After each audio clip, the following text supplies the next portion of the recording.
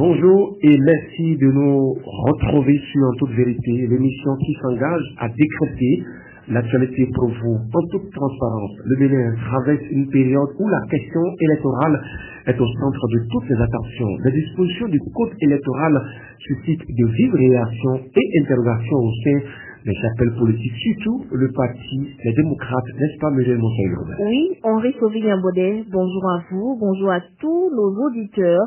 Le code électoral, initialement en vigueur depuis 2019, a été modifié et complété le 15 mars 2024 avec de nouvelles dispositions et d'innovations. Mais à moins d'un an des élections générales de 2026, le code électoral modifié le 15 mars 2024 ne fait toujours par consensus.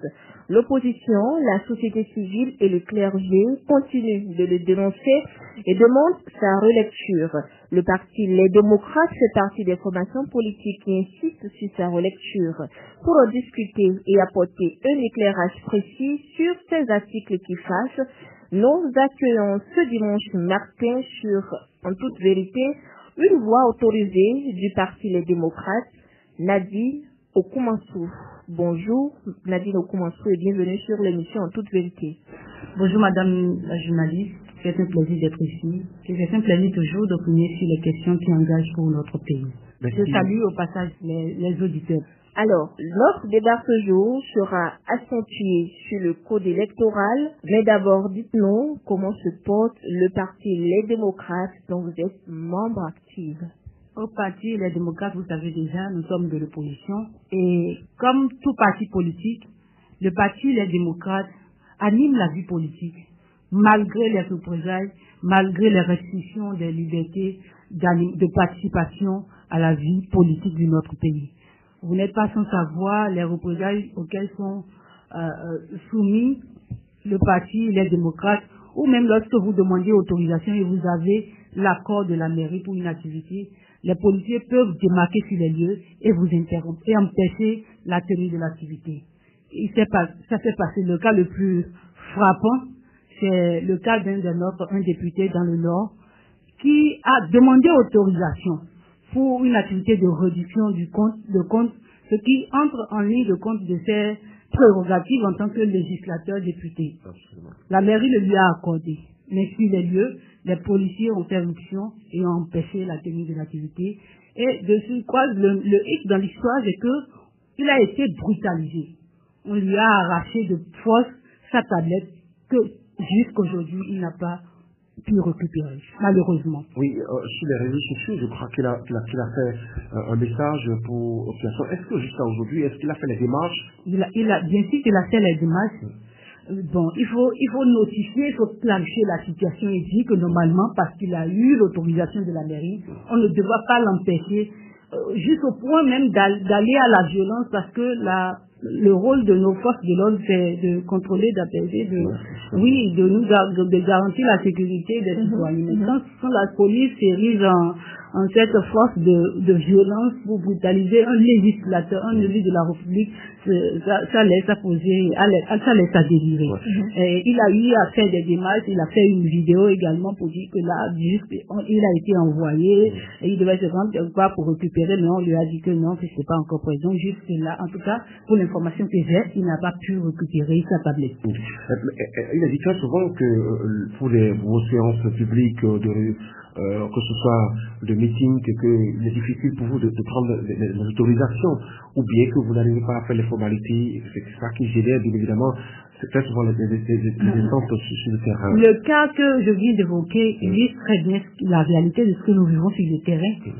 Il a reçu l'autorisation, la mairie lui a autorisé de faire l'activité. Il a l'autorisation, il vient sur les lieux, puis les policiers démarquent et disent non, vous ne pouvez pas tenir la séance.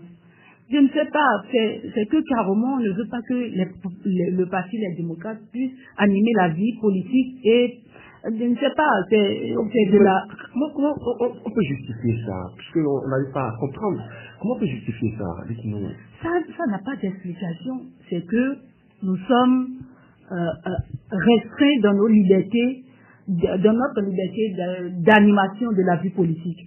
Parce que un parti légalement constitué a pour rôle d'animer, bien évidemment, la vie politique. Mais lorsque, bon, d'abord, un législateur peut descendre sur le terrain et discuter avec les militants du parti, il n'y a rien. Mais lorsqu'on dit que vous devez au préalable demander l'autorisation, je ne sais pas quel motif là, mais en tant que des hommes avec du respect pour l'état de droit que nous sommes, on remplit les formalités, puis on se rend sur les lieux pour faire une reddition de comptes. Pas pour un simple individu comme moi, on pourrait dire Nadine Okumansou, c'est quoi? C'est un législateur quand même qui représente le peuple. Discuter avec le peuple ne devrait pas poser problème. Il n'y a pas d'explication à ça, c'est de l'abus. D'accord. C'est de l'abus. On vous a compris, comme on avait appelé Muré Monsonamé, cette émission a pour trame le code électoral, les articles et dispositions qui fâchent. Est-ce que vous pouvez nous faire, si on est là, en nous rappelant quelques dispositions qui fâchent et pour lesquelles vous demandez la relecture du code électoral? D'entame, je dirais que le code électoral, par définition, est l'ensemble des dispositions législatives et réglementaires qui cadrent, pour le dire, pour paraphraser, qui cadrent les élections politiques. Donc, bien évidemment que le code doit respecter, dans la mesure du possible, la transparence des élections, la liberté des élections, et surtout l'équité. Mais lorsque, dans l'article 146, par exemple, il est disposé que, vous permettez que oui, allez-y. L'article 146 nouveau du Code électoral béninois introduit un nouveau seuil d'éligibilité à l'attribution des sièges législatifs, en exigeant qu'un parti recueille au moins 20% des suffrages valablement exprimés dans chaque circonscription électorale législative pour pouvoir prétendre à des sièges. Cette disposition, couplée à l'introduction des accords de coalition parlementaire, constitue un outil de verrouillage institutionnel destiné à valoriser les partis au pouvoir UPEBR et à exclure de facto les partis de l'opposition. C'est l'interprétation que nous pourrons faire en général, l'ordre logique même des choses. Parce que qu'ils vous souviennent que ce que, je ne parle pas en leur nom, mais je me permets de rapporter quand même ce qu'ils ont eu tout le temps à me dire, que le système partisan vise à assainir le monde politique. Il y a trop de partis politiques en République du Bénin, il faut assainir le monde politique. Mais quand on est parti sur l'idée d'assainir le monde politique, aujourd'hui à l'Assemblée nationale, nous avons combien de partis politiques? Nous en avons 3.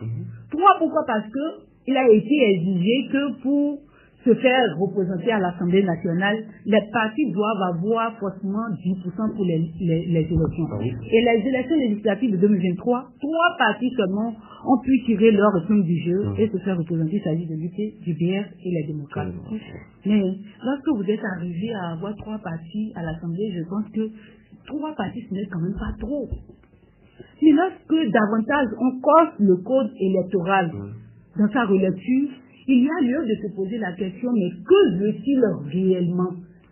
Ces gens-là, nos dirigeants-là, les majoritaires, que veut-il réellement? Arriver à un parti unique ou bien quoi?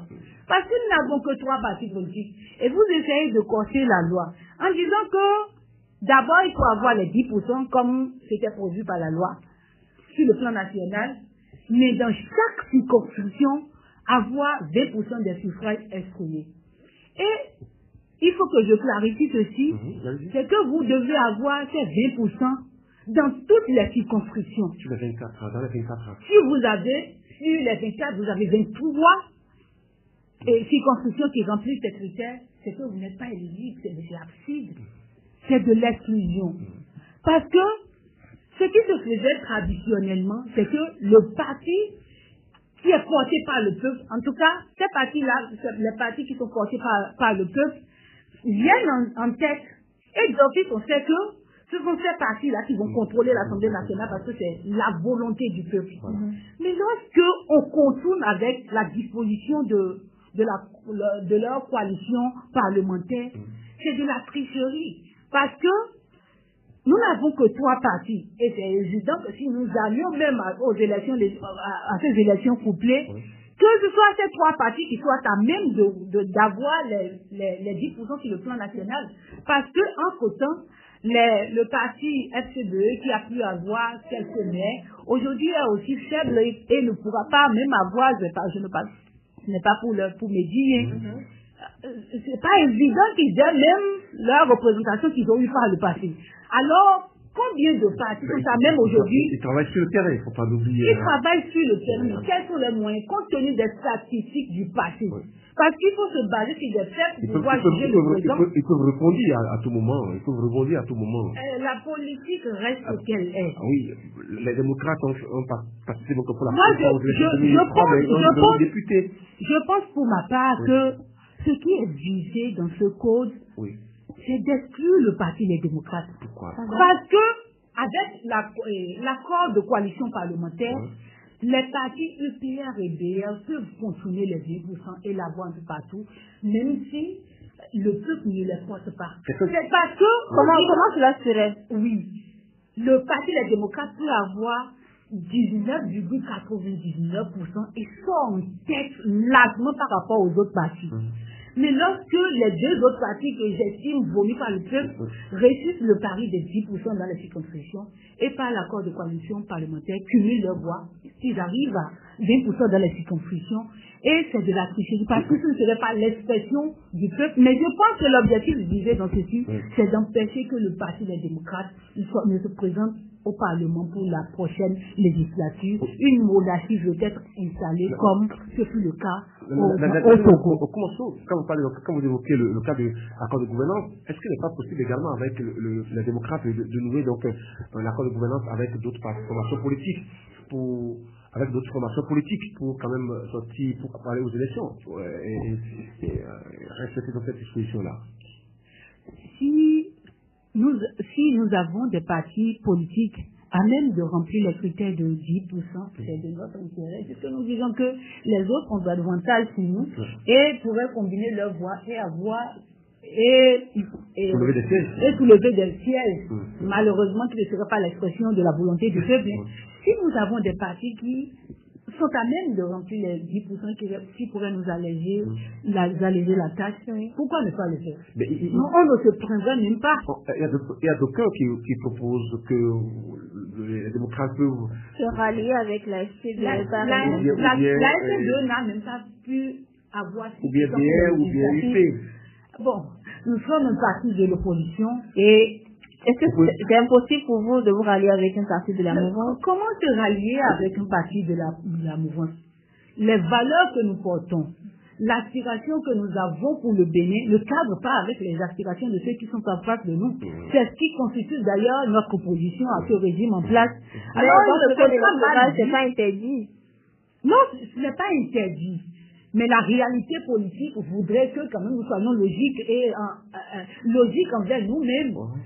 Nous faire un accord avec l'UP ou le BR voudrait dire seulement que nous ne luttons que pour avoir une position politique, alors qu'en réalité ce qui nous préoccupe n'est pas que les postes politiques, c'est bien que le rôle premier même, l'objectif même des partis politiques, c'est de conquérir le pouvoir et de l'exercer.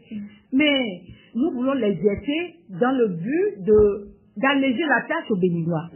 Oui, dans le but de faire la volonté du peuple. Si la volonté du peuple est contraire à celle de ceux qui sont en place, qui ne veulent même pas écouter le peuple, à quoi bon nous allier à eux? Par rapport à cette disposition-là, que sujet maintenant le Parti des démocrates? Parce que la question de 20% dans toute la circonscription électorale donc, est évoquée.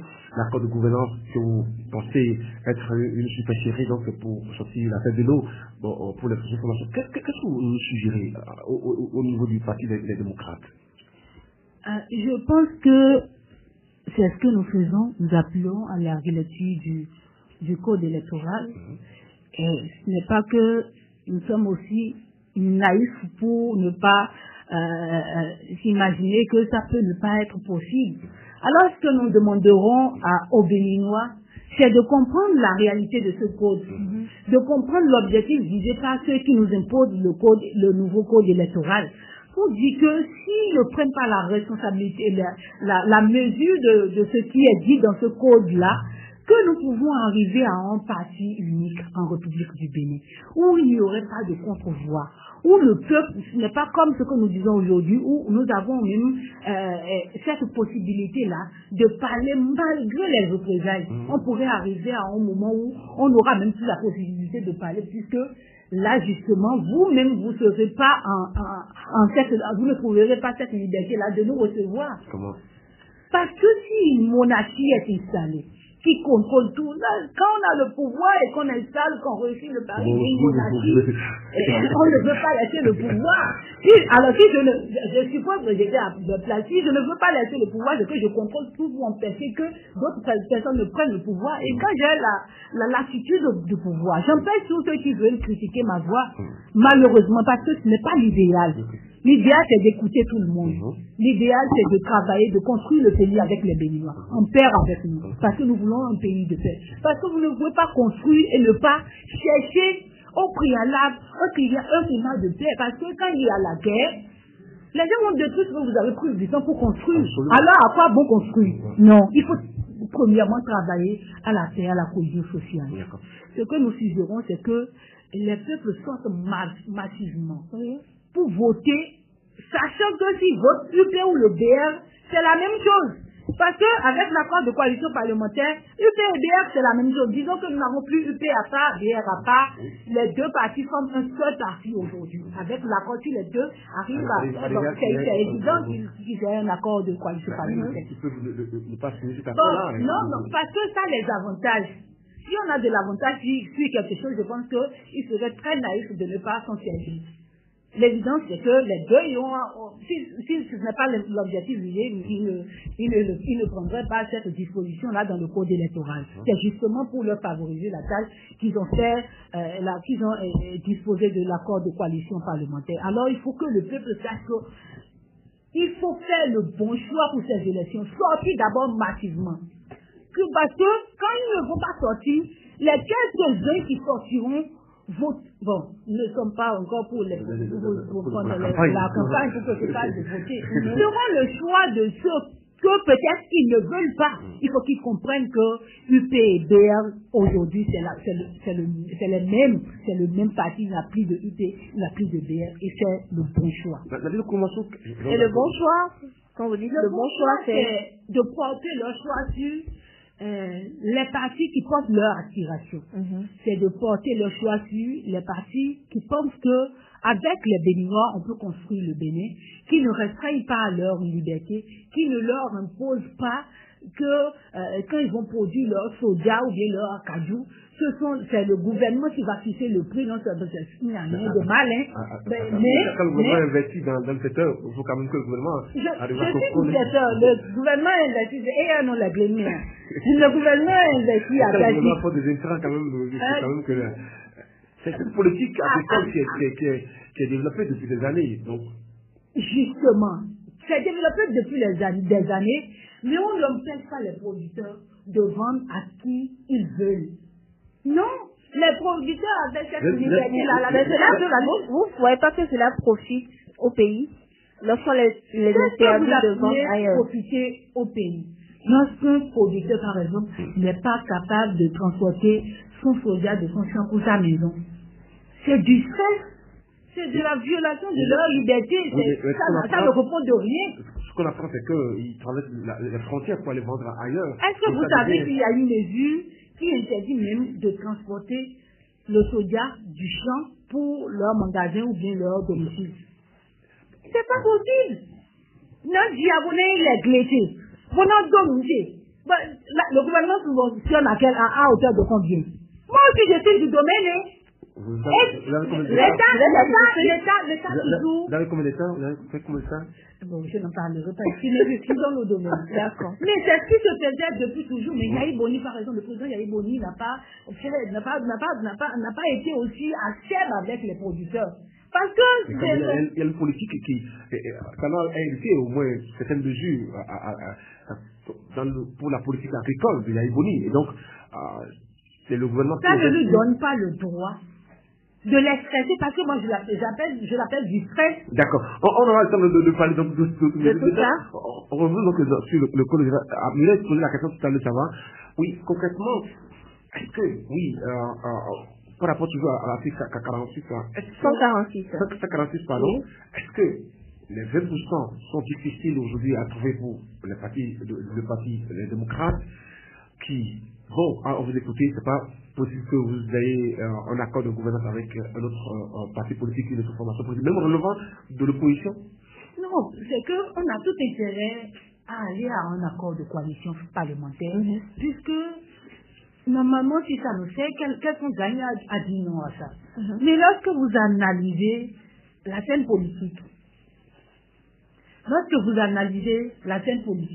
et vous trouvez qu'il n'y a même pas de parti, à même d'avoir les 10%, c'est que vous l'aurez en allant à un accord de coalition qui ne va vous servir à rien.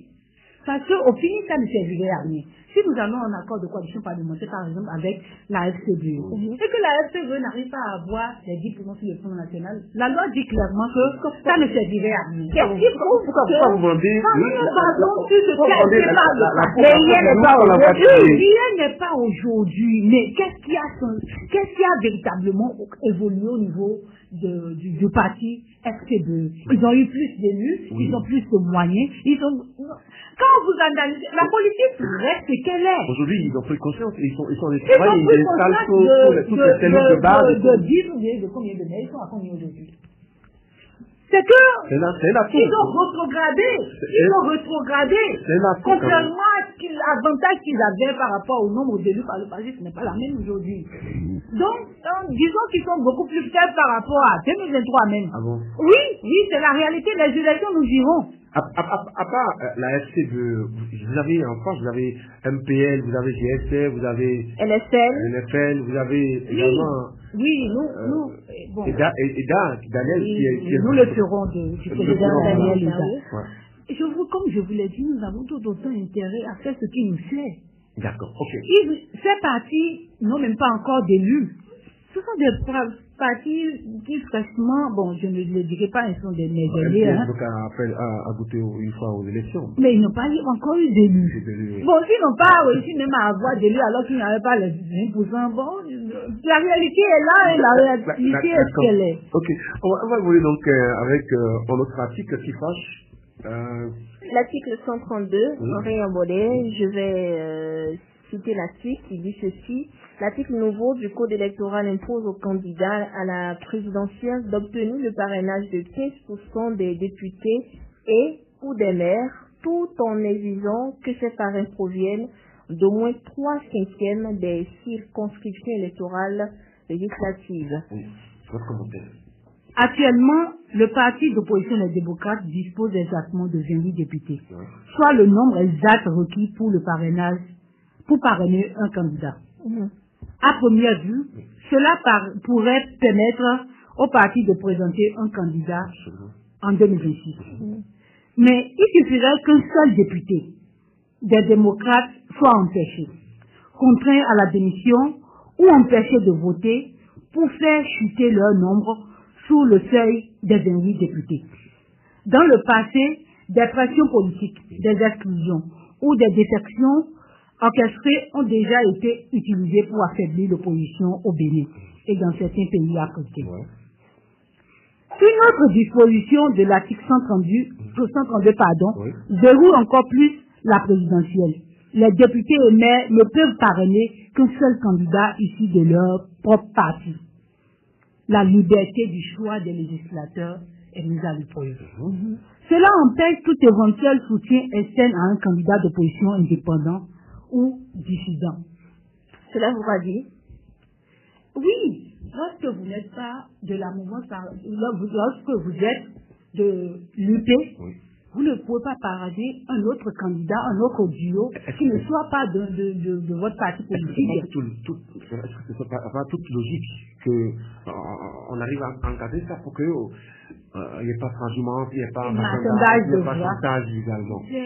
Les arguments sont trop bons pour expliquer l'inexplicable pour ceux qui ont leur objectif fixé et qui souffrent de tout bois au mépris même de la liberté des autres pour atteindre leurs objectifs.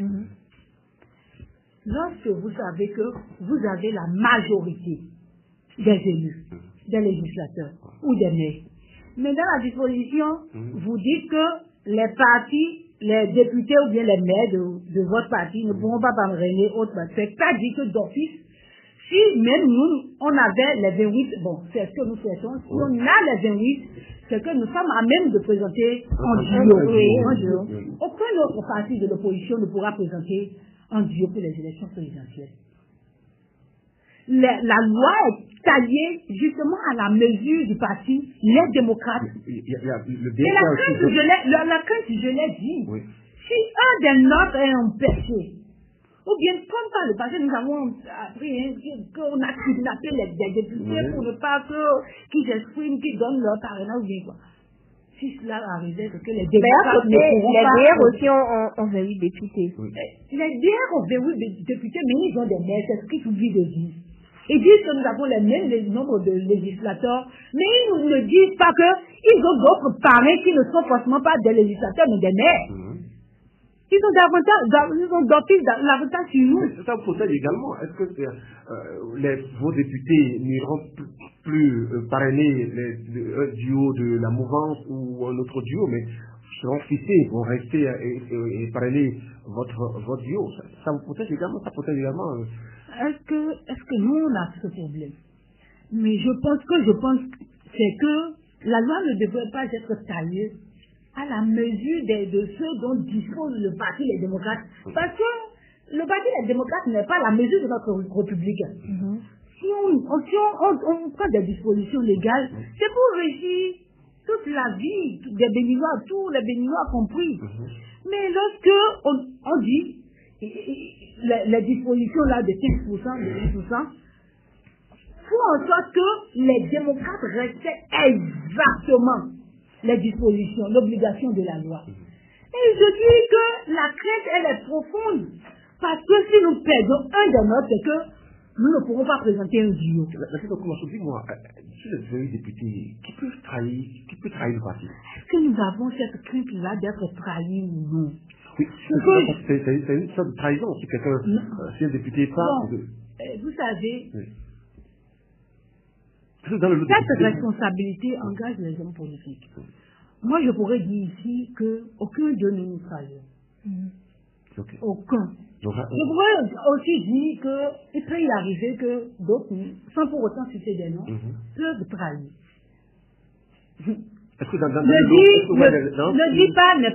Le dit n'est pas la vérité. Parce que je pourrais le dire et le contraire pourrait se passer. Mais tout ce que je peux dire par rapport à ça, c'est que nous n'avons pas cette crainte-là. Nous estimons juste qu'on ne doit pas tailler la loi sur mesure, compte tenu de ce dont disposent les démocrates pour dire mais de quoi est-ce qu'ils se plaignent? Parce qu'ils respectent les conditions fixées par la loi? Non! La loi doit régir sur les Béninois. On ne doit pas tailler la loi sur mesure ou bien nous sommes pris dans une république démocratique. Nous le sommes. Et les autres partis de l'opposition doivent avoir la possibilité de présenter les candidats de leur choix. Ils ont assaini les partis politiques pour arriver à un certain nombre de partis aujourd'hui en République de Bénin. Et ces partis-là aujourd'hui ne sont pas à même de présenter un candidat, c'est absurde. C'est qu'on veut tellement arriver à un parti unique. Parce que même les démocrates sont visés dans ce jeu-là. Le parti, les démocrates est d'office visé dans ce jeu-là parce que si c'est que on veut atteindre le monde politique et on est déjà à 3 partis à l'Assemblée nationale, bon, qu'est-ce qu'on veut restreindre là encore? Ça reste d'autres partis qui sont là.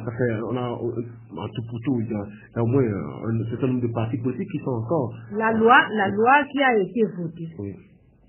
Vous allez vous constater que les démocrates respectent exactement les dispositions, les exigences de la loi pour présenter un duo. Pourquoi? C'est impossible, on ne peut pas faire ça. C'est pour justement que le parti, les démocrates, n'aient pas raison en décriant cette loi-là. Ils ont cru que nous tomberons dans leur piège en disant que nous déjà, on est à même de présenter en duo d'élection et que nous ne ferons pas le combat, mais ce n'est pas de ça qu'il s'agit. nous ferons le combat pour que les autres partis également aient cette possibilité-là de présenter un duo aux élections présidentielles, parce qu'il ne s'agit pas que de nous. Si vous avez amené ça à 29 députés, vous sera... Oui, bon, parce qu'ils sont, bon, je ne dirais pas intelligents, ils sont toujours dans les manigances. Ils savent que s'ils amènent ça à 29, le peuple dira d'office que c'est parce qu'on veut exclure les démocrates aux élections présidentielles, parce que nous n'avons pas 29 parrains. Nous n'avons que 28. C'est pour faire taire les Béninois qui vont dire peut-être qu'ils pensent que les Béninois sont aussi naïfs pour ne pas comprendre la réalité de ce qui se passe. Si on donne l'opportunité, donc, par exemple, au Parti des démocrates de toucher donc, cet article, cette discussion 132 nouveau, qu'est-ce que vous allez suggérer à la relecture? Parce que vous savez à la relecture, qu'est-ce que vous allez suggérer, par exemple? Ramener le parrainage à 5%. C'est pourquoi? Bon, si on doit ramener le parrainage à 5% et faire relire cette loi-là, cette partie-là qui dit que un député d'un parti politique ne pourra pas parrainer un autre député le candidat d'un autre parti politique. Vous êtes pour la transhumance? Non, ce n'est pas que je suis pour la transhumance, mais j'estime quand même que les législateurs représentent les Béninois, pas un parti politique. Bon, d'abord, vous répondez de votre parti politique. Oui. Mais vous défendez les Béninois, c'est le rôle du législateur. Le législateur n'est pas là que pour son parti politique. Là, c'est quand on est ministre qu'on défend les intérêts d'un président de la République. Mais le législateur défend les intérêts du peuple. Donc, on doit laisser cette liberté. Ce qui caractérise même le législateur, c'est sa liberté d'action. Est-ce si on laissait donc, cette liberté-là donc, aux députés, est-ce que vous ne voyez pas que ils pourront vous trahir? Ce sont les seuls bénéfices pour eux de trahir le parti, de faire, d'aller soutenir un duo, par exemple. Dans notre parti. Vous savez, le mal, il est profond. Si on n'avait pas connu ce que nous avons connu par le passé pour arriver à une assemblée monocolore, le problème ne se poserait pas. Mais il s'est fait malheureusement que nous avons déjà connu, c'est une réalité, cette assemblée monocolore qui a induit à tout ce que nous voyons aujourd'hui. Si il y avait une certaine liberté pour laisser les gens participer aux élections, et en 2019, on n'avait pas cette assemblée monocolore. Beaucoup d'autres partis seront représentés à l'Assemblée nationale. Et le problème du parrainage ne se poserait même pas. Ce qui pose le problème, c'est qu'en 2019, le mal est tellement profond, c'est qu'en 2019, on a eu un parlement monocolore. Ce qui a induit aujourd'hui à 3 partis seulement à l'Assemblée, et les démocrates n'ont que nous disons que l'opposition en général n'a que 8 députés. Puisque, bon, nos autres amis, pas que je les accuse, de la FCBE, on a du mal à comprendre leur position. Mais au ministère de l'Intérieur, c'est un parti qui relève de l'opposition. Mais ils ont plus tendance à se prendre vers... Tout le monde n'a pas la même méthodologie. Pour les élections générales de 2026, nous dirons beaucoup plus, puisque là, ils n'auront pas le choix que d'appuyer leur position politique. Mais c'est un parti de l'opposition quand même, comme le parti démocrate. Bon, je ne dirais pas qu'ils ne sont pas de l'opposition, mais je dirais tout simplement que nous avons du mal à clarifier leur position politique en ville, puisqu'ils se penchent plus vers les intérêts de ceux qui nous dirigent. Et cela voudra dire qu'ils ne sont pas de l'opposition, selon vous? Bon, je ne le dirai pas. Les actes diront beaucoup plus qui ils sont. Un acte officiel, c'est que le secrétaire le SEM, a été donc je dirais, comment vous appelez ça? Le thème là. Dans les arrondissements, la CBE a participé à pour ne pas dire, je le dis, à des manœuvres pour la destitution des conseillers, en tout cas, en faveur du parti de la mouvance. Mais lorsque vous agissez de cette manière-là, vous n'attendrez pas quand même que les gens disent que vous êtes de l'opposition, puisque d'office, normalement, si vous êtes de l'opposition, vos positions doivent arranger beaucoup plus ceux qui partagent les mêmes aspirations que vous. Je veux parler du parti, les démocrates, non pas parce que je suis démocrate, mais c'est l'ordre logique de la chose. Mais lorsque vous vous penchez vers de la mouvance, tout ce que nous disons que votre position n'est pas claire. On vous aura compris. On va évoluer la vie de Koumasso au nom des articles qui fâchent, qui fait grincer les dents. Il y a également l'article 93 du Code électoral. Henri Yambodé, oui, exactement. Il y a l'article 93 qui stipule que l'article 93 du Code électoral organise la répartition des procès verbaux et des feuilles de dépouillement entre plusieurs institutions, la Cour suprême, la Cour constitutionnelle, la Commission électorale nationale autonome Sénat, l'arrondissement, et pour l'affichage, voilà, j'y arrive, et pour l'affichage. Nadine Okumansou. Oui, et l'article 93 a fait des dispositions relatives à, comment je dirais, en général aux procès verbaux. Ouais. Et la Cour constitutionnelle doit avoir une copie, la Sénat, l'arrondissement, mais nulle part il n'a été disposé que les partis politiques en liste pour les élections aient copie des procès verbaux. Je pense pour ma part que ce n'est pas juste. Ça ne garantit pas, ce faisant, la transparence des élections. En cas de contentieux, lorsque nous aurions constaté de fraude, on ne le souhaite pas, pour éteigner nos recours devant les juridictions, il nous faut ces procès verbaux, l'original des procès verbaux. C'est pourquoi la loi doit obligatoirement disposer d'une copie pour chaque parti. Parce que vous ne pouvez pas être parti politique, vous participez aux élections et on ne vous donne pas les éléments nécessaires pour d'éventuels recours. Par le passé, nous avons eu à nous confronter à cette triste réalité où nous étions obligés de photocopier les procès verbaux, bien que nous avons eu tellement de mal pour y arriver. Et nous l'avons présenté, on nous a parlé de caduc, que ces causes sont caduques. Si par le passé, vous avez connu une telle réalité. L'évidence aujourd'hui, c'est qu'on dit que les partis doivent obligatoirement avoir des procès verbaux pour éviter cette situation. Mais au-delà, c'est qu'on prend une disposition légale maintenant pour dire que, pour donner les procès verbaux à des institutions, oubliant la participation de ces acteurs là, parce que les partis politiques sont des acteurs des élections. Il n'y a pas d'élections sans parti politique.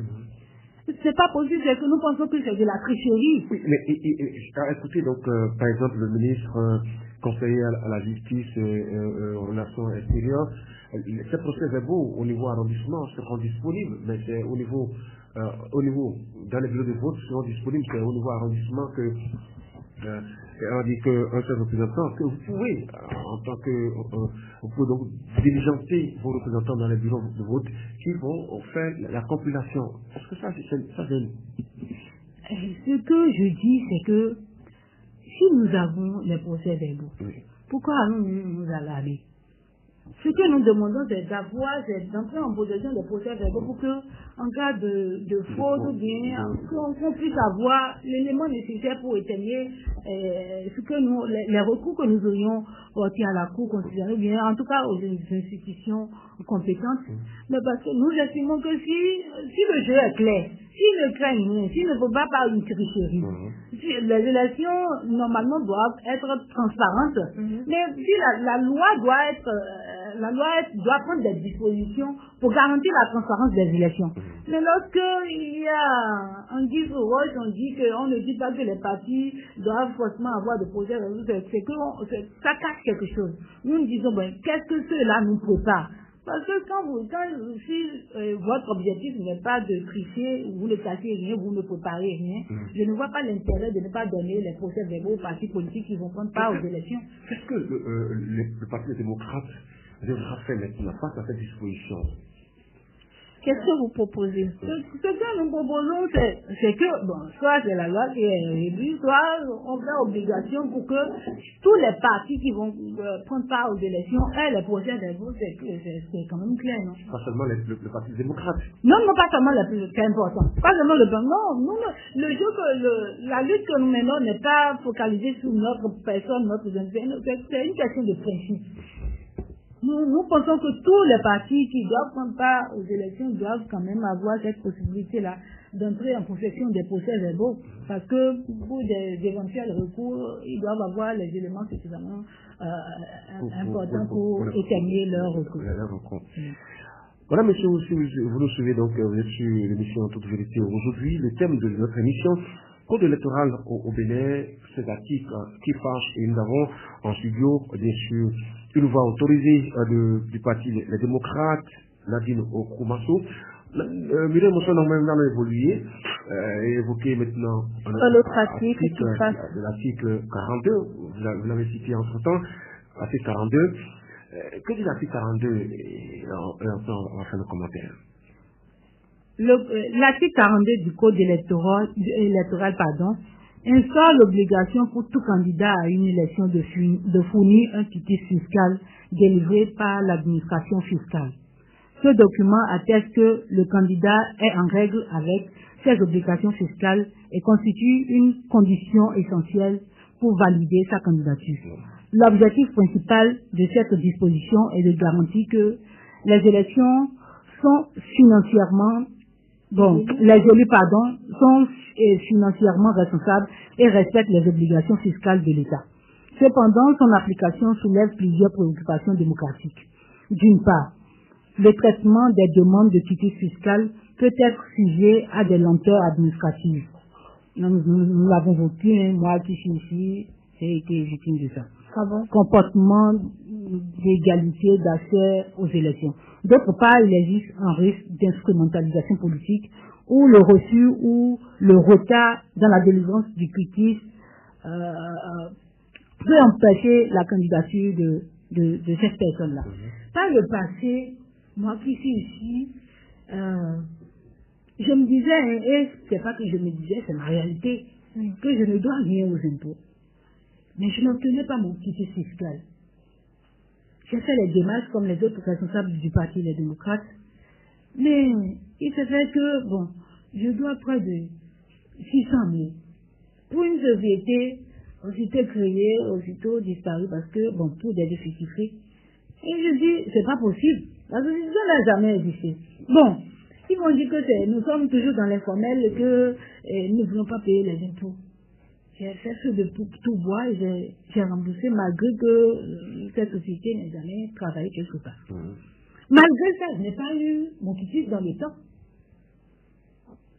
Et j'ai hurlé un peu partout, mais ça a engendré ce que ça a engendré malheureusement. Ça a engendré quoi? Bon, je n'ai pas été... Le parti ne va pas m'attendre.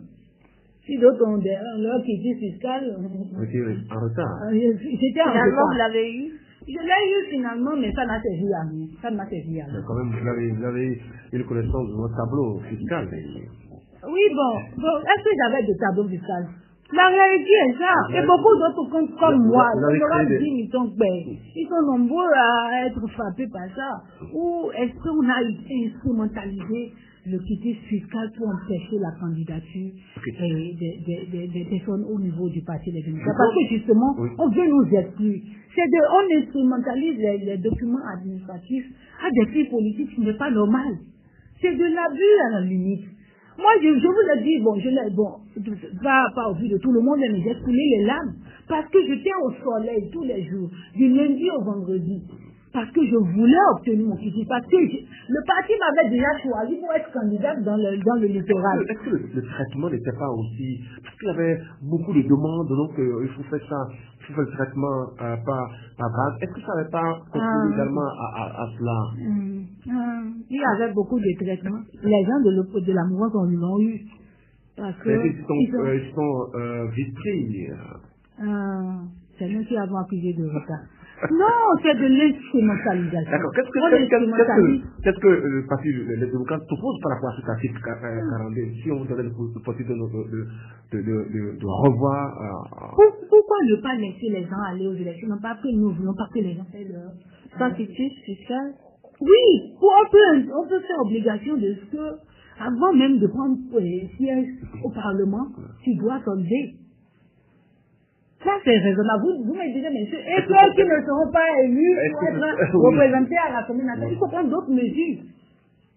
On pourrait faire obligation. Il y a plusieurs manières pour récupérer l'impôt. Lorsque vous empêchez les gens d'être candidats à une élection, c'est ça qui va leur faire obligation de rembourser. Non, mais c'est de l'exclusion. Moi, je pense pour ma part que c'est fait à dessein pour empêcher la participation de l'opposition. C'est pourquoi, justement, la loi doit faire obligation de ce que, en tout cas, parce que on profite de des élections pour exclure l'opposition. Ce qu'il y a lieu de faire, c'est de dire que les députés ou bien, en tout cas les élus pour entrer en fonction doivent solder leur dû. C'est ce que je propose. C'est ce que je propose. C'est que vous proposez également que les élus ne puissent pas payer l'impôt, rembourser l'impôt, payer l'impôt avant d'être élus. Non, bon, on pourrait remplacer, par exemple, le quitus fiscal par une déclaration sur l'honneur. On pourrait remplacer le quitus fiscal par une déclaration sur l'honneur. En effet, lors des dernières législatives, le directeur des impôts a admis devant la Cour constitutionnelle avoir reçu des instructions afin de ne pas remettre aux bénéficiaires leurs quitus fiscaux et a ainsi démontré le caractère arbitraire. C'est clair, je vous ai dit, j'ai été victime de ça. Moi, je ne devais rien aux impôts. Donc, vous avez dit tout à l'heure qu'on a trouvé... Je suis allé dans les détails pour vous dire que normalement, je ne devais rien aux impôts. Parce qu'une société qui a été créée, qui n'a jamais exercé, ne doit rien aux impôts. Qui n'a même pas de siège. Il n'a pas qui a eu ça a été créé. Oui, c'est rentré dans ça a existé. Oui, ça existe. Oui, vous avez rentré de Bassé? Non. Bon, c'est ce dont je vous parle justement. Pas le fait qu'une société existe, que d'office, cette société doit aux impôts. Ce n'est pas le fait que ça n'a pas duré dans le temps que ça ne pas. Non, ce n'est pas parce que ça existe.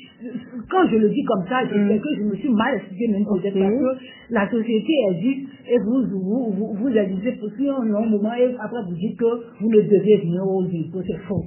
Mais ici, dans mon cas, c'est que aussitôt la société n'a même pas exercé. La société n'a même pas eu de siège. Ce dont je vous parle, c'est qu'il n'y a rien eu de formel pour cette société. Je ne devais rien aux impôts. Et pourtant, ils ont dit non que, en tout cas, ils ont eu des arguments pour dire je dois payer à hauteur de 600 000. Et je vous ai dit, ce n'est pas l'argent qui pose le problème. J'ai soldé, je n'ai pas eu le petit à 100.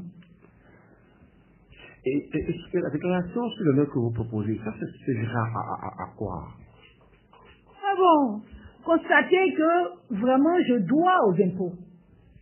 L'intéressé doit répondre et dire vraiment je reconnais devoir aux impôts tel montant qu'on lui reproche de ne pas payer. Et si des échéances par exemple disent je vais payer à hauteur de 6, et à quelle échéance, et de commun accord avec l'administration, ils pourront régler ce problème-là. Si après, on trouve qu'il n'y a pas de volonté, parce que s'il n'y a pas de volonté, bien évidemment, il ne va pas solder, même à ces échéances-là. Mais là, les juridictions compétentes feront leur travail. On saura qu'il n'y a pas eu une volonté, vous ne pas dématérialiser de nouveau effort, d'exclure ou bien d'empêcher quiconque de participer aux élections. Je serai transparent. Parce que quand les gens donnent leur parole, ne respectent pas les juridictions compétentes feront leur travail après pour poursuivre ça. Et on n'aura rien même à reprocher à ceux qui agiraient de la sorte parce qu'il y aurait une mauvaise volonté de ne pas payer les impôts. Ok. On va continuer. Madame, commençons. Dans les articles que vous avez ici, en tout temps, l'article, donc, 66, on peut parler de ça, les gars. Ça dit quoi? Et quelle est la proposition? Quelles sont les suggestions du Parti démocrate? L'article 66 du Code électoral confie à la Commission électorale nationale autonome Sénat la responsabilité de nommer les membres des bureaux de vote.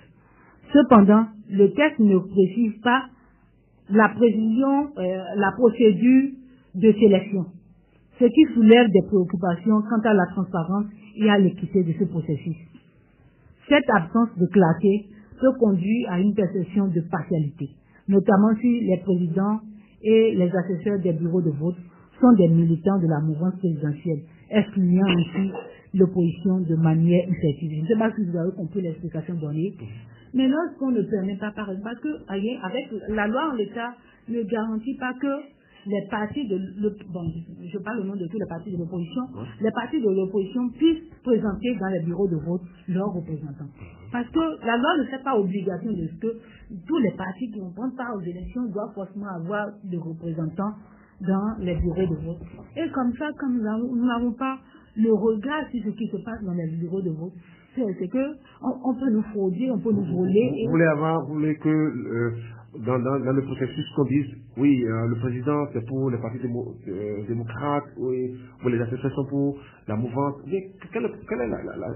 Ce que nous proposons, c'est que à la limite que ça se passe comme ça ce sujet, où les députés proposaient les représentants de ça se passer à l'Assemblée nationale dans le cadre du code législatif. Pour ce qui est annoncé là, c'est que pour ce que j'entends dire, la Sénat lance le processus, donc tout citoyen, on ne sait pas compte de déposer les dossiers. Oui, on ne sait pas compte de l'obédience politique. Mais ce qui est évident, ce qui pourrait arriver, c'est qu'on pourrait arriver à... parce que nous savons, la Sénat, c'est qui? C'est qui la Sénat? La Sénat, bon, la réalité voudrait qu'on soit honnête envers nous. Oui. Lorsqu'à la Sénat, l'opposition n'est pas représentée. On dirait que c'est l'opposition et la mouvance. Mais c'est resté comme ça depuis le temps de notre président. Et bon, mais avant, les dispositions donnaient, faisaient obligation à ce que les députés participent au choix des membres des bureaux de vote. Donc, même si ça se faisait à la Sénat, la Sénat donne ses représentants, les députés ont cette possibilité-là, cette largesse-là, de faire représenter leur parti politique. Et faisons-le de la sorte. Si on estime, dans les 642 villages, si les démocrates doivent faire représenter, doivent envoyer donc les représentants, ça fait, dans la constitution électorale, ça fait à peine, bon, il y a 8 députés. Donc vous n'allez pas couvrir tout le territoire. Mais la loi tiendra compte de ça aussi. La loi fera en sorte, mais la loi règle les problèmes. Est-ce que c'est ça que vous n'avez pas confiance également à la Sénat? Là où vous n'êtes pas, comment vous... Les gens avec qui vous ne partagez pas la même vision de la chose. Vous n'avez pas les mêmes idéologies. Et ce sont eux qui contrôlent. Comme nous avons eu l'Assemblée monocolore, nous avons dit que les gens, l'opposition a représenté, on ne pourrait pas le dire, c'est la réalité des choses. C'est que nous ne sommes pas là-bas. Oui, mais vous pouvez au moins contrôler le processus. Demandez à vos militants qui sont à même de faire le travail de déposer, de postuler, pour voir à la fin qu'est-ce qui... nous le ferons, ça c'est l'évidence. Nous le ferons, mais ce que nous craignons, c'est que les leurs soient choisis au détriment des nôtres. Ce sont eux qui décident de soi. Est-ce que dans le profil, il est mentionné, est-ce qu'il est demandé l'appartenance à une formation politique? Non, même si on ne le dit pas. Nous savons tous comment ça se passe. Où les gens peuvent envoyer, je le dis, c'est une vérité. Comment ça se passe? Donc, si ces gens-là envoient une liste des gens de leur parti, même si les dossiers sont déposés, on te dit que, voilà, il y a, j'appelle le nom de la jeunesse, puisqu'elle est du DL, Nadia Okoumos. Voilà, Nadia Okoumos a déposé son dossier pour que tu la prennes parce qu'elle doit représenter le bureau à tel endroit. Les gens la répondent. C'est ce qui se faisait. C'est ce qui se faisait. Oui. Non, bon, c'est pas que ça se faisait, mais l'être humain reste ce qu'il est. Et parce que vous défendez vos intérêts. Vous défendez le régime qui vous a mis là. En tout cas, il n'y a pas l'opposition là. Ceux-là, vous pensez prioritairement à eux, c'est humain. C'est humain, c'est pourquoi nous demandons d'être impliqués aussi. Pour ne serait-ce qu'avoir notre regard sur ce qui se fait. Les représentants de votre formation politique dans le bureau de vote, à part le président, les assesseurs, il n'y a que vous pouvez donc envoyer votre représentant le jour-là. Et donc, qui contrôle également ce qui se fait là. Donc déjà, vous avez votre œil là. Ça ne suffit pas. Comme je vous l'ai dit, si on ne donne pas les procès-verbaux à ces personnes-là, pour que le parti ait de quoi éteigner d'éventuels recours, c'est que, comme par le passé, bon, ils diront que les preuves apportées sont caduques et ainsi et ça. C'est une réalité. Comme je l'ai dit, la loi devrait résoudre les problèmes et non en créer d'autres. Et si nous voulons résoudre les problèmes, il faut voir ce qu'il y a sur le terrain, ce qu'il y a à corriger. Mais lorsque on légifère pour, ne serait-ce que, en tout cas, contrôler. Dans d'autres acteurs, visiblement, ce qui se remarque, c'est que on sait d'office que l'esprit là, c'est pour tricher, pour frauder. Pourquoi vous pensez que le code électoral a été modifié pour tricher? Oui, parce que c'est l'évidence, vous voyez.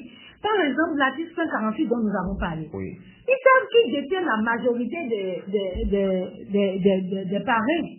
Et ils disent qu'ils ont fait obligation à ce que ce soit exactement ce dont dispose le parti les démocrates, pour qu'au cas où nous perdons un député, nous ne soyons pas à même de porter un duo. Pourquoi ce serait comme ça? Si c'est que nous avions peut-être 100 parrains, et on prend cette disposition, nous ne dirons pas que la loi a été taillée sur mesure pour nous exclure ou bien pour nous empêcher d'entrer au Parlement à cette future législature. Non, mais l'évidence est que selon ce qui est mis devant nous là, nous savons que c'est l'objectif visé, c'est d'arriver à un parti unique en République du Bénin. Encore? Oui! Le système partisan ne prône pas ça quand même. Le système partisan prône quoi? Un homme raisonnable quand même de parti politique. Aujourd'hui, on est à si l'esprit du système partisan, c'est de réduire les partis politiques, je vous l'ai dit. C'est pas moi qui vous le dis. Et à l'Assemblée nationale, nous n'avons que 3 partis. Alors, si on passe davantage les mesures, c'est pour arriver à combien de partis? C'est de réduire le nombre de partis politiques, mais pas pour exclure les partis de l'opposition. On veut redire encore les 3. Si on veut redire, si vous convenez avec moi, qu'on veut redire les 3, c'est qu'on veut arriver à 1. Non, c'est pas de grands ensembles. Grands ensembles, c'est dans un parti politique, parce que si nous attendons, c'est 3 partis qu'on a. Et on veut redire qu'on va arriver à 1. On a 3 partis politiques au Parlement. Au Parlement. Mais pas. Il y a des partis politiques. Ce que vous oubliez, c'est que pour être éligible, même pour candidater aux élections présidentielles, il faut avoir des parrains. C'est pourquoi je ne parle pas des autres. Les autres n'ont pas cette force. Ils n'ont pas les règles pour participer à une. Pourquoi parler d'eux? Les communales, ils peuvent se passer donc la tête pendant les communales et les législatives. Oui, je n'en parle pas. Les communales, oui. Voilà un autre aspect de la chose. Oui. Pour une même élection, on vous fait rater de justesse les législateurs, mais on vous laisse avoir des maires. Pourquoi? Parce que on veut avoir, ce qui intéresse là, c'est l'Assemblée nationale. On veut contrôler l'Assemblée nationale, on veut avoir une Assemblée nationale monocolore comme ils l'ont eu par le passé pour arriver à un parti unique. Parce que quand ils vont réussir le pari d'un Parlement monocolore cette fois-ci, je vous assure que c'est pour exclure toute l'opposition de la course aux élections en République. Comme ça s'est passé au Togo, on va arriver là. Ou avec au fil des années. Le Togo, désormais, c'est un régime parlementaire. Un régime parlementaire, oui. Bon, on sait donc. On est toujours dans le régime un régime parlementaire, on pourrait arriver là. C'est pourquoi nous alertons l'opinion sur le risque de ce qui se passe aujourd'hui et de ce qui peut arriver demain. Parce que l'esprit, je vous l'ai dit, moi, il n'y a que 3 partis, on va encore redire les 3 là pour avoir combien? C'est un seul parti. D'accord.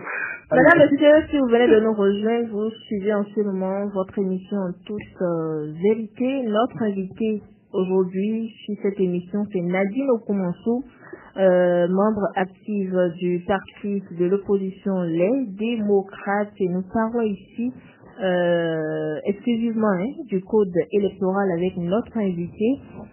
Nadine Okumansou, au nom des articles qui fâche et dont l'opposition appelle à la relecture figure l'article 17 du nouveau code électoral tel que modifié par la loi numéro 2024-13 du 15 mars 2024 stipule que l'Agence nationale d'identification des personnes ANIP doit transmettre à la Commission électorale nationale autonome Sénat les statistiques relatives à la liste électorale informatisée l'EPI 180 jours avant la date du scrutin. Et le même article stipule que la liste électorale complète doit être fournie au plus tard 60 jours avant le premier scrutin de l'année électorale avec une publication 15 jours avant sa transmission à la Sénat. Nadine Okumansou, votre interprétation? Le droit de vote est un pilier essentiel de la démocratie, garantissant à chaque citoyen la possibilité de participer aux élections politiques dans son pays. Cependant, l'application actuelle de l'article 17 du Code électoral béninois présente une lacune qui pourrait priver certains béninois de ce droit fondamental-là. En effet, la rigidité des délais fixés pour l'extraction et la transmission de la liste électorale entraîne une exclusion involontaire des jeunes citoyens qui atteignent l'âge de 18 ans entre la date d'extraction de la liste et la date des élections présidentielles, car la loi parle d'extraction par rapport au premier scrutin de l'année, c'est-à-dire les élections couplées, législatives et communales. Si on extrait la liste à la base de ces élections-là, c'est qu'on ne tient pas compte de ceux des nouveaux majeurs, ceux-là qui auront, après ces élections couplées législatives communales, 18 ans, on ne leur permet pas de participer aux élections présidentielles alors qu'ils sont en âge et qu'ils remplissent les critères pour voter, pour participer au choix de leur président, du président de notre République. Je pense que nous sommes dans un État démocratique et le droit de vote est un droit reconnu à tout citoyen. La disposition de la loi dans l'article 17 en l'état ne permet pas que tous les Béninois puissent jouir de la même manière, de manière égalitaire de ce droit-là, qui pourtant est constitutionnel. Je ne peux pas être en âge de voter. Et je remplis les critères, on me repose, rien ne m'interdit quand même de participer au choix du premier responsable, parce que le président de la République, c'est le premier responsable de notre État. Et j'ai envie, je suis en âge, mais la loi m'empêche de choisir qui je veux pour être président de ma République. C'est injuste. Je pense qu'on doit forcément tenir compte des dernières élections. Je veux parler des élections présidentielles. Pour fixer le délai. Pour histoire de permettre à est-ce qu'on ne serait pas en retard? Est-ce qu'il ne va pas... oui, je vous charge de le dire, parce que pour les élections communales, il faut quand même... Je comprends votre préoccupation. Ce qu'il y a lieu de faire en ce cas, je pense qu'on doit reprendre la liste. Reprendre la liste bien après les élections couplées législatives communales, reprendre la liste pour permettre à ce que ces nouveaux majeurs puissent participer aux élections présidentielles. Oui, c'est ce qu'il y a même à faire, parce qu'on ne peut pas empêcher une catégorie, un certain nombre de Béninois de choisir de participer au choix du président de leur République. Oui. C'est une discrimination. Et vous, en tant que parti politique de l'opposition, par exemple le Parti des démocrates, qu'est-ce que vous suggérez?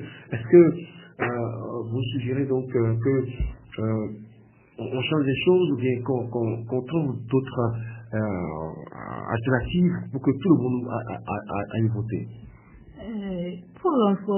Pour renforcer la légitimité démocratique du Bénin, il est crucial d'adapter le cadre légal afin de permettre à tous les citoyens éligibles, y compris les nouveaux majeurs, d'exercer leur droit de vote.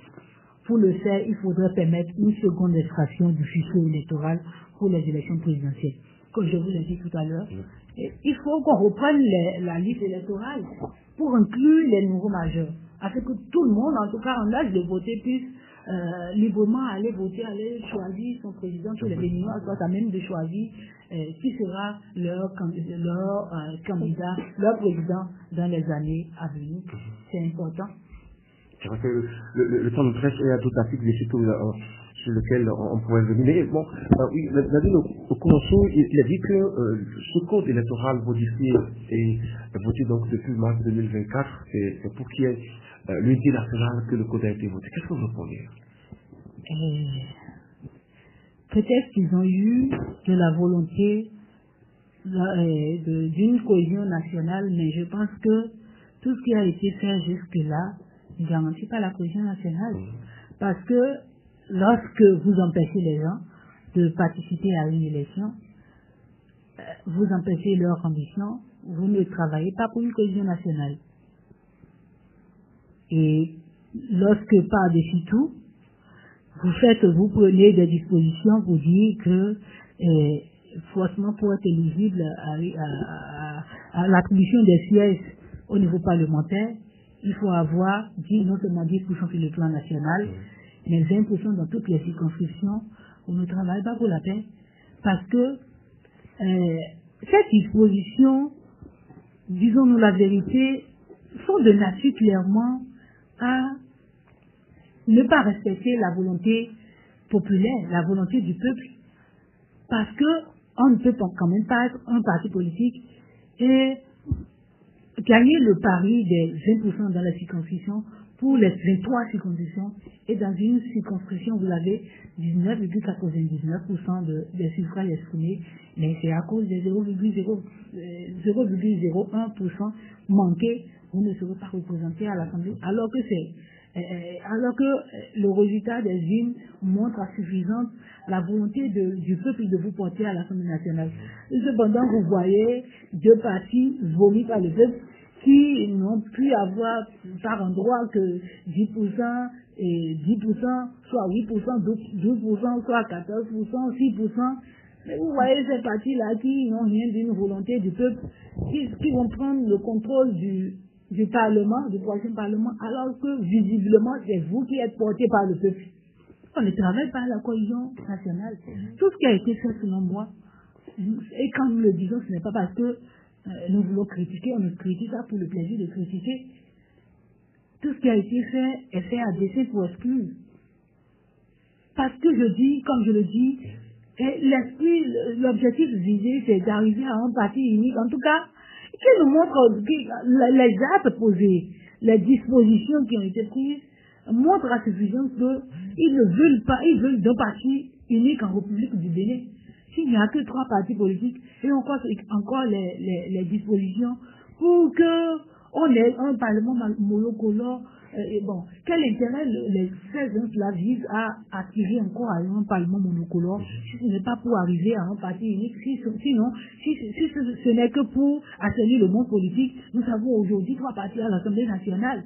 Et pour porter un candidat aux élections présidentielles, il faut forcément se faire parrainer. Donc c'est clair qu'un parti ne peut pas se lever, un jeune parti qui n'a pas encore d'assises, qui ne peut pas être représentatif, ne peut pas être candidat aux élections présidentielles parce qu'il faut forcément avoir les paris. Donc l'objectif derrière tout ce qui a été fait jusque-là, je pense que c'est pour exclure. Et quand on le fait comme ça, on ne travaille pas à la cohésion nationale. Parce que lorsque vous prenez des lois pour exclure, pour empêcher les gens d'exprimer leur volonté par les unes, il va se passer ce qui s'est passé par le passé. Nous ne le souhaitons pas. Donc pour vous, il n'est pas question de l'unité nationale. Non, il n'est pas question de l'unité nationale. Quand vous voulez d'unité nationale, vous travaillez à respecter la liberté des gens. Vous travaillez à respecter le droit de la participation aux élections des gens. Vous laissez les élections transparentes. Vous donnez la possibilité à tous les citoyens en âge de voter, d'aller choisir librement leurs candidats, pas de mettre des restrictions pour empêcher que ceux qui ne partagent pas vos aspirations ne puissent pas dire leur mot dans la République, en tout cas pour ce qui concerne la politique de gestion de gouvernance de leur pays. Je pense pour ma part que beaucoup de choses sont à revoir pour permettre à ce que nous n'ayons plus jamais à vivre ce que nous avons connu par le passé. Je veux parler des événements de 2019 et de 2021 où il y a eu des tirs à balles réelles, d'autres se sont vus les bras cassés, d'autres ont fait la prison. Même moi qui vous parle ici, j'ai connu l'expérience de la vie carcérale.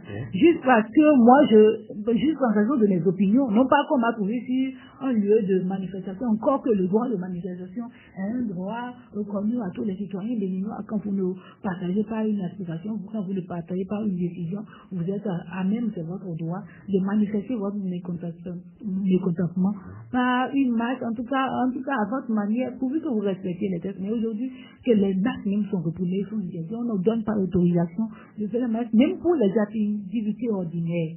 Et on empêche le parti des démocrates d'animer la vie politique. Quand on fait des trucs comme ça, c'est parce que nous ne sommes pas des belliqueux, nous ne sommes pas des violents. Parce que supposez que ce député-là qui a été violenté, alors qu'il a eu d'autorisation préalable pour tenir cette activité-là. S'il était violent, autant violent que ceux qui étaient en face de lui, on aurait assisté à des bagarres. On ne travaille pas à la cohésion nationale quand on fait. Nous ne sommes même pas des violents, on n'arrivera jamais là. D'accord, ok. Allez, il y a deux préoccupations sur lesquelles, avant de vous laisser sortir de ce studio, je voulais donc vous poser la question. Très souvent, vous appelez donc à l'assise nationale. Pour vous parler donc d'assise nationale, il faut qu'il y ait une véritable crise. Pourquoi vous appelez donc à l'assise nationale? On parlerait de quoi? Merci pour l'opportunité que vous me donnez de parler de ce qui pourrait fonder ou motiver les assises nationales en République du Bénin. Notre pays a fait son chemin en ce qui concerne la démocratie. Nous avons connu l'instabilité. Et notre pays a opté pour le choix de la démocratie, pour que nous n'ayons pas à vivre les mêmes événements connus par le passé. Mais si nous avons fait tout ce parcours-là, pour qu'aujourd'hui on parle des gilets politiques, pour des gens qui n'ont eu que d'ambition pour leur pays. Si nous avons des détenus politiques, pour des gens qui n'ont que leur voix pour porter leurs croyances, leurs valeurs, leur idéologie. Si la population doit vivre dans la peur, parce que les rues sont militarisées, il y a des policiers un peu partout. Moi, il y a eu un temps, à ce temps-là, je ne pouvais pas venir, parce que même dans les rues, dans les plus petites rues, il y a des policiers un peu partout. L'État, donc, devrait assurer la sécurité des citoyens, donc. Nous ne sommes pas un État policier. Lorsque vous êtes chez vous, et tout le temps les policiers débarquent, parce que au Bénin, quand les policiers débarquent dans une zone, on sait que c'est parce qu'il y a un cas grave.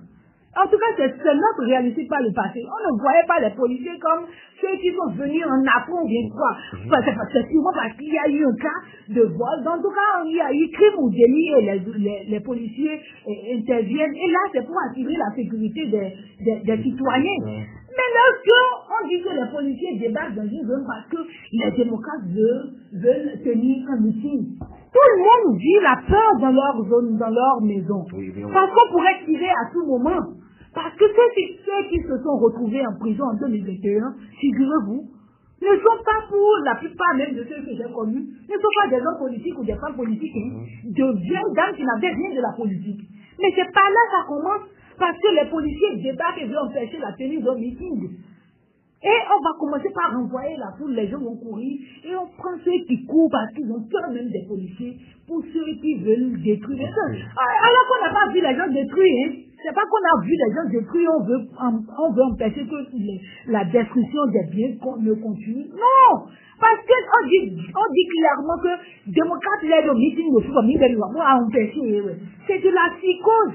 Il y a une crise terrible qui ne dit pas son nom. Et lorsque nous aurons cette possibilité-là d'aller à une assise nationale, on pourra régler ces problèmes-là.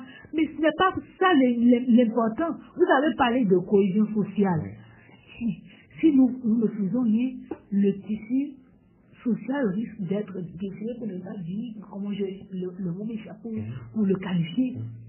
Parce que qu'est-ce que 2026 nous prépare pour ce que nous voyons aujourd'hui, pour les lois taillées sur mesure? Qu'est-ce que 2026 nous prépare? Nous ne pouvons pas vivre le pire. C'est quand même le Bénin. Nous aurons l'occasion de régler ces problèmes-là politiques pour engager de véritables problèmes de développement de notre pays. Parce que je constate, et c'est la réalité, que Nous prenons tout le temps à parler de politique. Nous prenons tout le temps à voter des lois pour protéger nos intérêts, pour rester au pouvoir, pour conserver le pouvoir. Et nous ne pensons généralement pas aux jeunes qui ne trouvent pas d'emploi. Parce que la question d'emploi devient une question préoccupante où les jeunes... On va vous inviter pour autre débat sur ces questions spéciales. Déjà, je ne vais pas donc vous laisser partir sans vous demander, parce que sur votre page, donc, vous avez publié une analyse sur la situation entre CFD et l'UPR. Oui, juste un petit mot. Le président Adrien Ombédi a clarifié sa situation en disant qu'il n'a jamais eu que PRD existe toujours. Parce que pour lui, il n'a jamais eu de, comment il a dit, je ne me rappelle pas exactement, il n'a jamais eu de congrès de dissolution, il n'a jamais eu, en tout cas il a évoqué un certain nombre de choses qui fait qu'en l'état, le PRD existe toujours. Si le PRD existe, à quel titre le président Diogonu anime la vie politique en tant que président du parti UPR? C'est de l'usurpation. C'est de l'usurpation. Il faut que ceux qui lui ont adressé la lettre là, c'est le ministère de l'Intérieur, prennent ses responsabilités pour clarifier cette situation. Puisque le PRD dit avec preuve à l'appui que son parti est juste et c'est légal. Que la situation soit clarifiée, parce que l'auteur même de PRD, qui a donné son R pour que UPR devienne UPR, UP devienne UPR, dit que non, le R là est juste toujours il n'y a jamais eu de UPR. Mais nous ne pouvons pas accepter que, malgré cette déclaration là du président Adrien Ombédi, l'UPR continue d'animer la vie politique. C'est de l'illégal, c'est de l'usurpation. Il faut clarifier la situation, régulariser à la limite la situation de l'UPR. Si le problème est que l'UPR remplit les critères pour exister, animer normalement la vie politique, le problème ne se pose pas. Mais il ne peut pas rester dans l'illégal parce qu'il est un parti de l'opposition, de la mouvance, et à continuer d'animer la vie politique comme si de rien n'était. Et vous avez demandé que l'UPR n'anime plus la vie politique? Oui, le ministère de l'Intérieur doit aussitôt, même à partir du moment où le maître Adrien Ombédi a fait cette sortie-là, interdit toute activité au parti, ce n'est pas ça de nous, au parti UPR, parce qu'ils doivent régulariser leur situation. Pour être parti politique, ils doivent arriver soit à un accord avec UP et PRD du maître Adrien Ombédi pour continuer d'exister en tant que UPR, ou ils reviennent sur des positions, je ne sais pas, à UPR. Parce que le R là pose problème. Le R est toujours avec maître Adrien Ombédi. Merci beaucoup Nadine Koumassou. Nous sommes presque à la fin de cette émission. Quel est votre mot de fin? Je dirais que nous ne gagnons rien à utiliser la violence. Et comme je vous l'ai dit, nous ne sommes pas des violents. Même lorsqu'on nous impose la violence, nous essayons de faire de tout voir pour que la situation soit apaisée. Ce que nous demandons, c'est qu'on nous écoute. Et vous remarquez que nous sommes pacifiques. Moi, je trouve même mon parti trop pacifique. Parce que moi, dans ma jeunesse, je ne retrouve pas cette fougue-là. Bon, je dis, mais nous sommes un État démocratique. Et bon, on ne peut pas, parce qu'on est au pouvoir, dicter la loi pour tout contrôler. Et contrôler, oui, mais restreindre la liberté des autres, non. On ne peut pas faire de l'abus. On use de son pouvoir pour empêcher les autres de jouir de leurs droits. Non, ça ne peut pas continuer. Ce que nous demandons, c'est que les élections soient inclusives, transparentes, qu'on permette à ce que les procès-verbaux soient finalisés.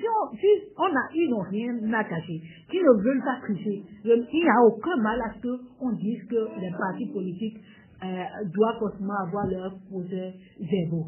L'autre chose est que c'est pas parce que vous savez que c'est vous qui avez la majorité des partis que vous allez prendre des mesures comme 10% sur le plan national, 20% dans la constitution, et parce que vous savez que vous avez disposé d'un accord de coalition parlementaire qui vous avez une forme de contour. Ça contourne les 20%. Pour tout le monde. Non, pas pour tout le monde, parce que si ça devait être pour tout le monde, il faut que ces partis-là dont vous appelez tout le monde là, soit quand même d'avoir les 10% sur le plan national. Vous nous toujours les efforts des autres partis. Nous sommes dans du réalisme, c'est la réalité. En 2023, tu peux changer, tu peux basculer. Tout peut changer, mais nous n'avons pas, comment je le dis, c'est la loi qui a été, c'est une loi qui a été votée. Et la loi règle des problèmes. La loi ne crée pas davantage. Alors qu'on se dit qu'on se rend compte que la loi a été corsée davantage pour ne régler aucun problème ou en rajouter d'autres problèmes. Nous disons que ce qui est en train d'être préparé là, c'est pour arriver à un parti unique et le peuple ne se laissera pas faire.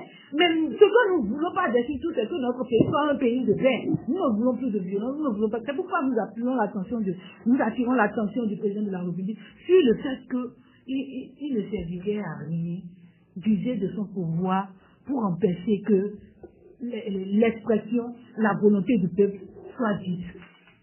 Il faut travailler à la transparence et permettre à tout le monde de participer aux élections. Et ils ont dit qu'ils sont en train de travailler, donc ils travaillent avec le meilleur président. Bon, nous lui concédons ça. S'il est le meilleur président qui travaille, c'est que les Béninois veulent encore de son candidat. Pas lui, il a fini, mais les Béninois veulent encore de son candidat. Ça, c'est donc ceux qui disent qu'ils travaillent. Moi, s'ils n'ont pas de candidat, ils savent qu'ils travaillent comme ils sont conscients de leur résultat. Qu'ils laissent les élections libres et qu'ils ne font pas des contours d'accords de coalition parlementaire parce qu'ils savent que les autres sont faibles et par rapport à eux, ils sont forts. Même le parti du peuple. Non, ce que vous ne comprenez pas, c'est que le parti du peuple pouvait l'emporter et ne pas se faire représenter. Parce que lorsque vous avez les 2% dans toutes les circonscriptions, et dans une seule circonscription, vous avez du 99%, c'est pas que vous n'êtes pas le parti du peuple, c'est pas que vous n'êtes pas porté par le peuple. Vous êtes bien le parti du peuple, vous êtes porté par le peuple, c'est vous que le peuple veut à l'Assemblée nationale, mais la loi a été votée pour vous empêcher d'être à l'Assemblée nationale. D'accord, allez, merci beaucoup Nadine Okumatou. Merci à vous, Madame Nadine Okumatou. Oui, merci d'avoir accepté notre invitation. Et c'est sur vos mots de fin que nous allons clôturer l'émission en toute vérité de ce jour. Vous l'aurez compris, mesdames, messieurs, notre débat de ce jour s'est accentué exclusivement sur le code électoral. Notre invité, Nadine Okumatou, voit autorisé par le parti LD à décortiquer sur cette émission les articles qui fâchent et dont l'opposition appelle à la relecture. Des suggestions ont été également faites à le parti LD pour un code électoral plus inclusif. Mesdames, Messieurs, merci de nous avoir suivis.